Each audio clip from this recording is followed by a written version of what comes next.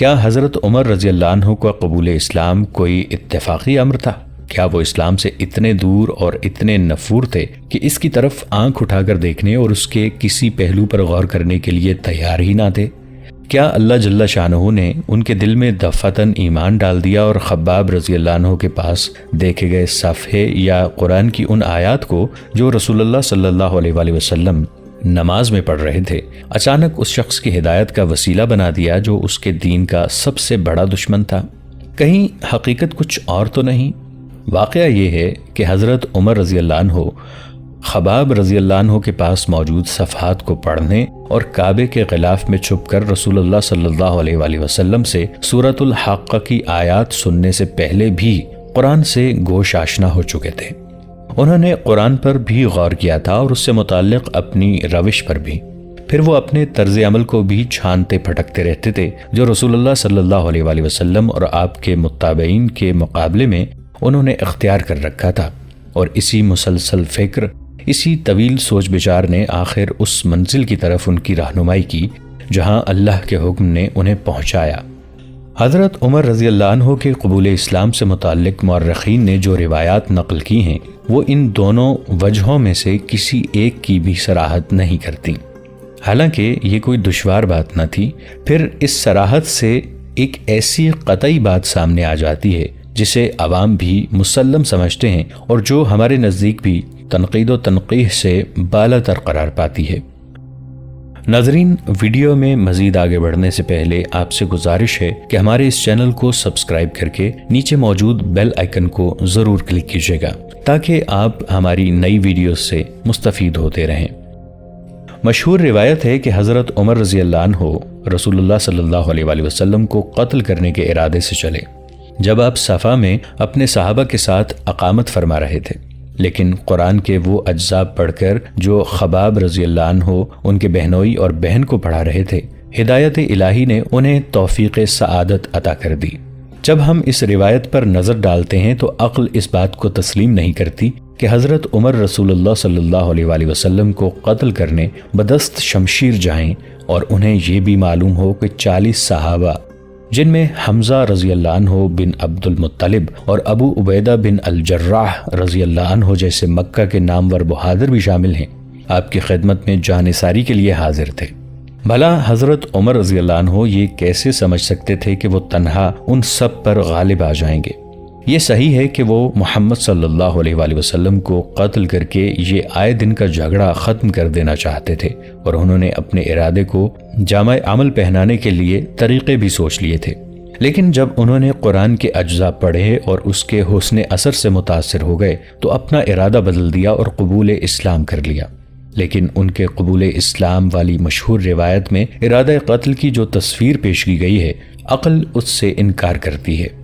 میرے نزدیک وہ صحیح ہے جو دوسری روایت میں خود حضرت عمر رضی اللہ عنہ کی زبانی بیان کیا گیا ہے اور جس کی تائید امام ابن حنبل رحمۃ اللہ علیہ نے اپنی مسند میں کی ہے۔ یہ راجع روایت حضرت عمر رضی اللہ عنہ کی نفسیات اور ان کی شخصیت سے بھی مطابقت رکھتی ہے۔ وہ اپنی قوم کا دل تھے اور ان کے لیے ان میں انتہائی درجے کا تعصب تھا۔ اپنی قوم کے نظام اور اپنے شہر کی منزلت کا انہیں حد سے زیادہ خیال تھا۔ اس کے علاوہ ایک باعمل انسان تھے اور فکر کی درستی ان کے نزدیک زندگی میں فعال اثر رکھتی تھی، لیکن محض سوچنے کے لیے سوچنا، محض نفس فکر سے شغف اور ان کی تہوں میں چھپی ہوئی حقیقت کی کجروی کے لیے اس میں غلطاؤں پیچاں رہنا، جب حقیقت اور فکر کا کوئی ایسا مظہر نہ ہو جس سے لوگ اپنی زندگی میں متاثر ہوں، لا حاصل ہے۔ اس سے نہ کوئی تڑپ پیدا ہوتی ہے، نہ کسی قوم کی شیرازہ بندی میں کوئی کام لیا جا سکتا ہے۔ یہ تھی زندگی کے تمام معاملات میں حضرت عمر رضی اللہ عنہ کی رائے، بلکہ جذباتی مسائل میں بھی ان کا نقطہ نظر یہی تھا۔ وہ اسے بالکل پسند نہ کرتے تھے کہ ایک نوجوان کسی حسینہ کو پرچانے کے لیے اپنا سارا وقت اس کی ناز برداریوں یا اس کے حسن و ادا کی قصیدہ خوانیوں میں گزار دے، بلکہ وہ اسے کمزوری سمجھتے تھے جو ایک مکمل مرد کے شایان شان قرار نہیں دی جا سکتی۔ یہی وجہ ہے کہ انہوں نے ایک دن بھی ان عشق فروشوں کو اپنی توجہ سے نہیں نوازا تھا جو محبت کے راگ الاپنے کو اپنا فن بنا بیٹھے تھے۔ عقیدے کے بارے میں ان کی اس رائے کا اظہار اس شدید بدسلوکی سے ہوتا ہے جو انہوں نے اپنے چچا زاد بھائی زید بن عمرو رضی اللہ عنہ سے روا رکھی، صرف اس لیے کہ زید بن عمرو اپنے آبائی مذہب سے ہاتھ جھاڑ کے دین حق کی تلاش میں غیروں کے پاس چلے گئے تھے۔ حضرت عمر رضی اللہ عنہ کی رائے میں یہ سب کچھ محض خیال تھا جس کا زندگی میں کوئی دخل نہ تھا اور جو ان کی اس فطرت سے بالکل میل نہ کھاتا تھا، جس کے زیر اثر وہ قریش کے اجتماعی نظام کی استواری اور سارے جزیرہ نمائے عرب میں مکہ کی سربلندی کے شدید خواہش مند تھے۔ یہ رجحان فکر حضرت عمر رضی اللہ عنہ کی فطرت کے عین مطابق تھا۔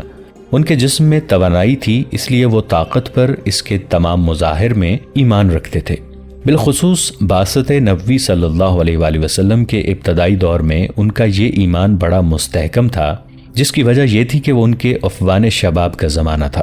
جب زندگی کے تجربات مزاج کی سختی اور درشتی کو اعتدال پر نہیں لاتے۔ چنانچہ جس مسلمان پر ان کا زور چلتا وہ اسے ضرور اپنے مظالم کا نشانہ بناتے اور چاہتے کہ کسی نہ کسی طرح وہ اسلام سے اپنا رشتہ منقطع کر دے۔ اس سلسلے میں ان کی انتہا پسندی کا یہ عالم تھا کہ اگر ممکن ہوتا تو تمام مسلمانوں سے لڑائی مول لے لیتے، لیکن وہ جانتے تھے کہ قبائل قریش اپنے اپنے آدمیوں کی حمایت کرتے ہیں اور خود ان کے اپنے قبیلے بنو عدی میں کچھ لوگ ایسے ہیں جو ان کی رائے سے اتفاق نہیں رکھتے۔ چنانچہ دوسرے مشرکین قریش کی طرح انہوں نے بھی کمزور مسلمانوں کو ہی اپنے پنجہ غضب میں جکڑے رکھا اور حضرت ابو بکر صدیق رضی اللہ عنہ، حضرت عثمان بن عفان رضی اللہ عنہ اور حضرت ابو عبیدہ بن الجراح رضی اللہ عنہ جیسے مسلمانوں پر اپنی طاقت نہ آزما سکے، کیونکہ یقین تھا کہ ان کے قبائل ان کی حمایت سے گریز نہیں کریں گے۔ لہٰذا مشرکین نے ان صاحب اثر مسلمانوں کو بھی نہ بخشا، ان کا مقاطعہ کیا اور ان میں سے بھی جس پر بس چلتا ستانے سے باز نہ رہے۔ اپنی اس ساری اسلام دشمنی کے باوجود حضرت عمر رضی اللہ عنہ دل کے نرم تھے اور انصاف کے باب میں بڑے نازک احساسات رکھتے تھے۔ ان کی نرمی کی ایک مثال تو یہ ہے کہ ان کی بہن اپنے شوہر کو بچانے کے لیے اٹھتی ہیں اور وہ انہیں مار مار کے لہو لہان کر دیتے ہیں، لیکن جب بہن کے جسم سے خون بہتا دیکھتے ہیں تو ان کا سارا غصہ ندامت میں بدل جاتا ہے اور ان کی ندامت ان کا ہاتھ پکڑ لیتی ہے۔ اور یہ ہر طاقتور، ہر جوشیلے آدمی کی خصوصیت ہے کہ جب وہ طاقت کے بل پر اپنے آپ کو حد اعتدال سے متجاوز ہوتے دیکھتا ہے تو اس کی پیشانی عرق ندامت سے تر ہو جاتی ہے۔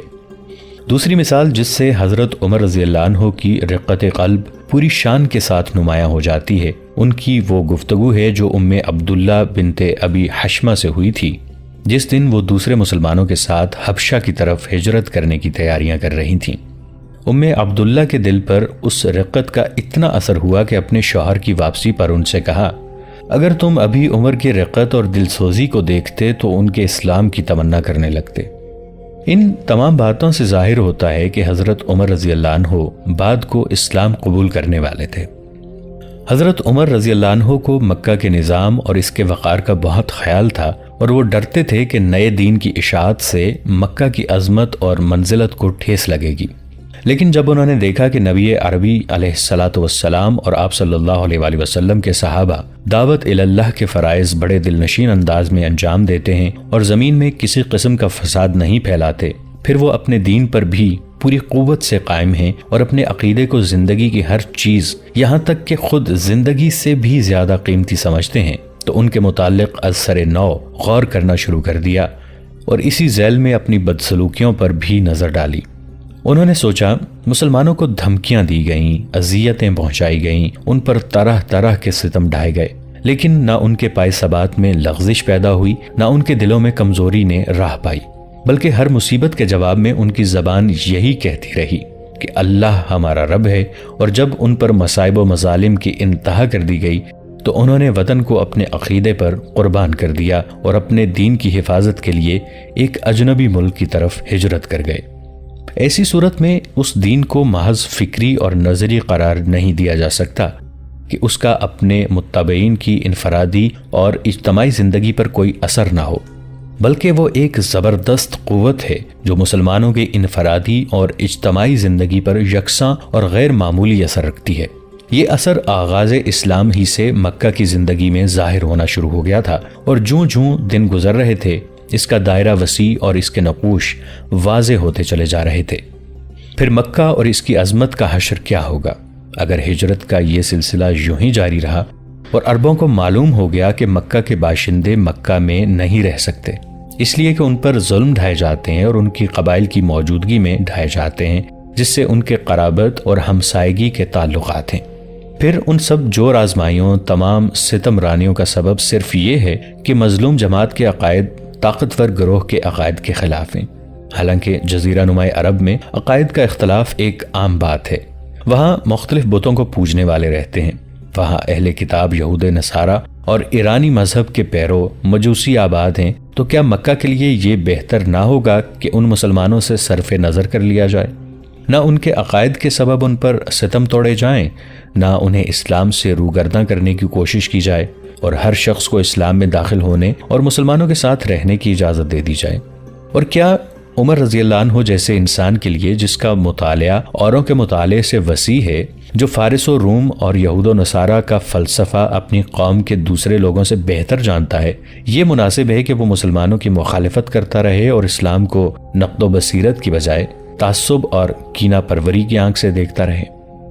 اہل قریش کی طرح حضرت عمر رضی اللہ عنہ نے بھی رسول اکرم صلی اللہ علیہ وآلہ وسلم کی دعوت اور نزول قرآن کا ذکر سنا تھا، اور ان لوگوں کا حال بھی انہیں معلوم ہو گیا تھا جو رات کی تاریکی میں چھپ کر کاشانہ رسالت صلی اللہ علیہ وآلہ وسلم کے پاس پہنچے اور اثناء نماز میں لسان نبوت صلی اللہ علیہ وآلہ وسلم سے کلام پاک کی آیات سنی۔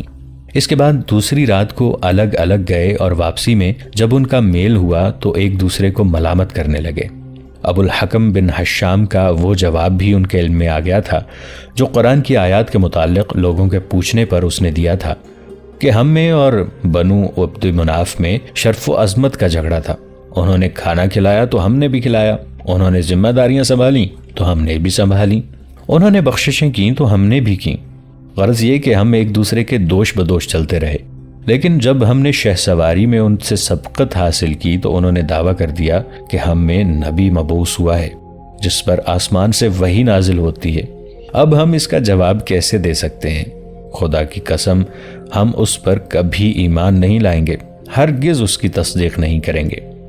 اس لیے ابو الحکم اور اس کے ساتھی مسلمانوں کو ناحق ستانے لگے، لیکن مسلمان اپنے دین پر قائم رہے۔ مصائب کے ہجوم نے انہیں اسلام سے منحرف نہ کیا بلکہ اس سے ان کی محبت اور بڑھ گئی۔ تو کیا یہ مسلمانوں کے حق پر ہونے کی آخری اور قطعی دلیل نہ تھی؟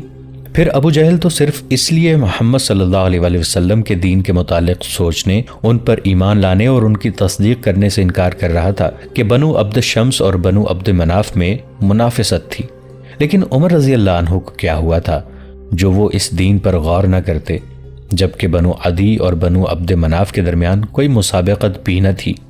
یہ تھی وجہ حضرت عمر رضی اللہ عنہ کے غلاف کعبہ میں چھپ کر رسول اللہ صلی اللہ علیہ وآلہ وسلم کو نماز پڑھتے دیکھنے اور لسان نبوت صلی اللہ علیہ وآلہ وسلم سے کلام پاک سننے کی، اور اسی لیے انہوں نے اس صحیفے میں سورہ طٰہٰ پڑھنے کی خواہش ظاہر کی تھی جو ان کی بہن کے پاس تھا۔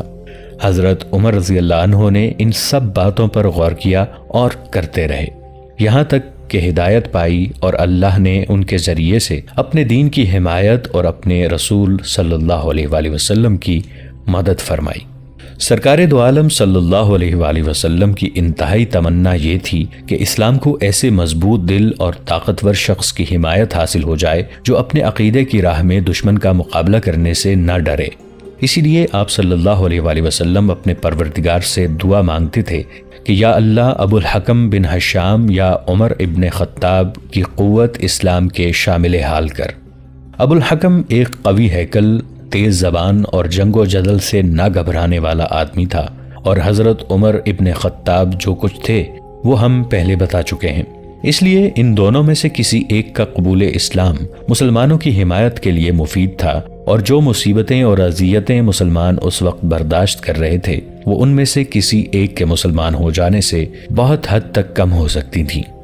لیکن ابو الحکم اس منافست کا شکار تھا جو اس کے اور رسول اللہ صلی اللہ علیہ وآلہ وسلم کے قبیلے کے درمیان کار فرما تھی، اور جس کا ذکر ہم پہلے کر چکے ہیں۔ اس لیے محمد صلی اللہ علیہ وآلہ وسلم کے لائے ہوئے دین کو قبول کرنا اس کے لیے کوئی آسان کام نہ تھا۔ اس کے برعکس واقعات حضرت عمر رضی اللہ عنہ کو رفتہ رفتہ اسلام کے قریب لا رہے تھے۔